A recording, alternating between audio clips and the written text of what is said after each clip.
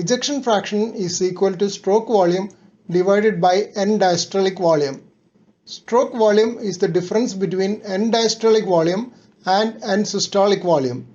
In summary, ejection fraction is the fraction of end diastolic volume of the left ventricle which is ejected out in systole.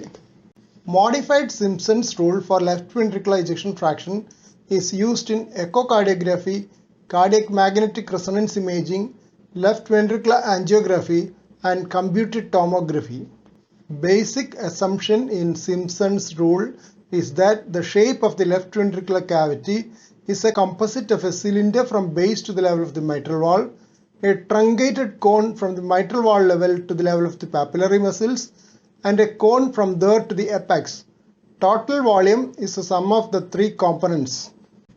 In the figure, L, length of the left ventricle from base to apex, AM, cross-sectional area of the cylindrical portion, AP, cross-sectional area of the base of the conical portion, volume of the cylindrical portion, base area of the cylindrical portion multiplied by 1/3 of the left ventricular length. Volume of the truncated cone, average of base area and top area of truncated cone multiplied by 1/3 of left ventricular length. Volume of the cone, 1/3 of the base area of the cone multiplied by 1/3 of total left ventricular length. In modified Simpson's rule, these three sections are assumed to be of equal length or height if kept vertically. In echocardiography, apical 4-chamber view and 2-chamber view are obtained in both systole and diastole. The endocardial borders are traced out. The computer algorithm divides the left ventricular cavity into discs, usually 20 in number.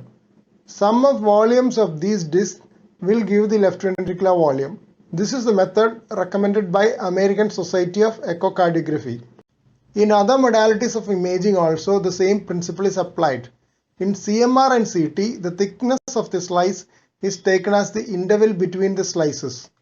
In invasive left ventriculography, biplane orthogonal cine angiography is required to apply the modified Simpson's rule.